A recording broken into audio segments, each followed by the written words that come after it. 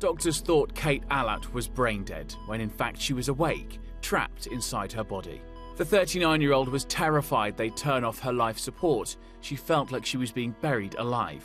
Then, a breakthrough. When Kate saw her best friends, she wept a tiny tear, and that's when they knew she was still inside. They pointed to the alphabet.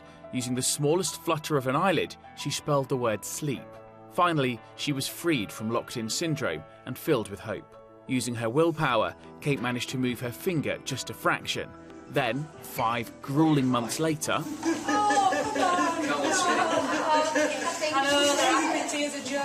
high emotions as she walked herself out of hospital.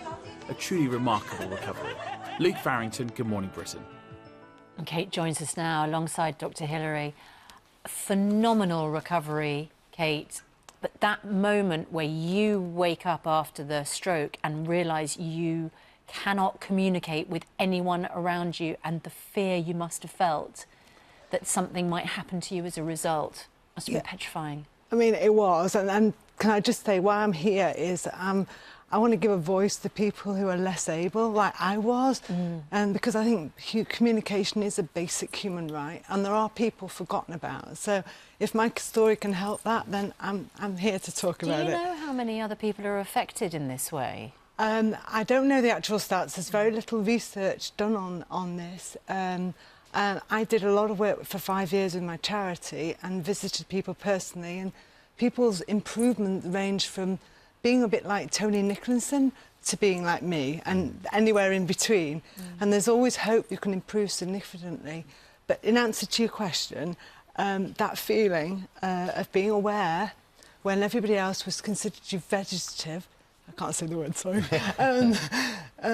You know, 20 to 40% of people are misdiagnosed as vegetative, according to my research when I did my TED talk. But they, you know, it's so scary. The fear, the worry, they're thinking, what if they turn the machine off? I've seen the films. They think I'm not worth keeping. The anxiety of not seeing my kids. My youngest was 5. You have 3 kids, and I imagine you were desperate to be able to touch them or to hold them or them to hold you, but when they came in to see you, they were advised not to touch you, weren't they, because of all the wires and... The wires, I was trussed up like a turkey, the life support, the health and safety issues and being on the bed, and all I wanted to do was give them a hug and tell them it was OK, or for them to hug me. So they had to massage me, and that was the contact I had. Could you hear people talking about the state you were in? You remember the things that they were saying? Were they saying, we don't think she's going to recover, she could end up staying like this? I heard a lot of stuff that distressed me. I had lots of awful hallucinations that no one ever tells you about. Things like where I was convinced I was being killed off by the nurses with a graphite drip that doesn't exist, by the way. I heard things, I saw people dying, I heard weeping families.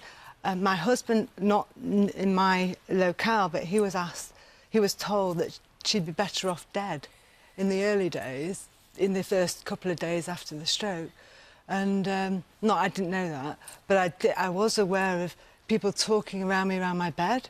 But, you know, it could have been worse.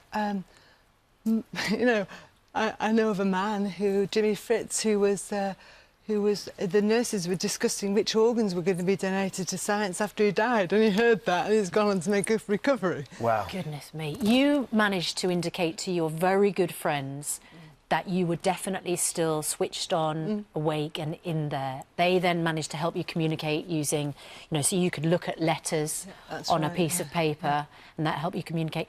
How did you physically manage to go from that state to actually being able to walk out of hospital? You know what, I'm really glad you asked me that, because I didn't know about neuroplasticity. I didn't know anything about that. I just knew I had a will to be home to my kids. You could practice and that's what I change did. Your brain. I was a 70-mile-a-week fell runner. My work ethic was strong. I was young, I was fit, and all day, every day, with about a 20-minute break, I'd practice increasing range of whatever movement I had back. I'd try and improve it a little bit every day, all day, every day. So just starting with the movement of a finger, there was this thumb, strength. 2 millimetres, that was it. So ruthless determination. It's an extraordinary story, Hilary, isn't it? And as you say, I mean, incredibly rare as well. Absolutely. We, the medical profession, are learning a lot from you, Kate, because this is rare, and to get a very significant recovery is extremely rare.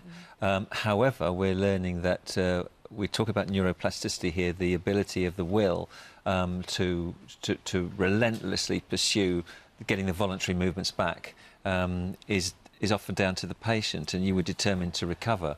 So this is a brainstem injury. There are different causes of it, so it doesn't affect the higher brain function. So people are conscious. It's just that they have no voluntary movement at all, and sometimes they have a little bit of eye movement, and that's all you had to start with.